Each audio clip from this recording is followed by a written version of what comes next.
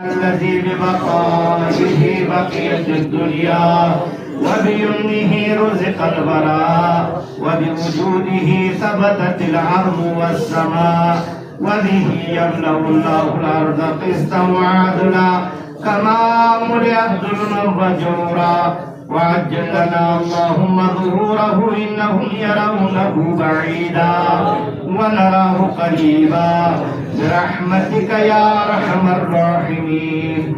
اللهم افتح لي أبواب توبتك ورحمتك ورزقك الواسع إني إليك من الراغبين وأتمم لي نعمك إنك خير المنعمين. اللهم اجعل بقية عمري في أعداء فرج الجمعات والحج والعمرة ابتغاء وجهك يا رب العالمين. وصلى الله على محمد وآله الطيبين الطاهرين.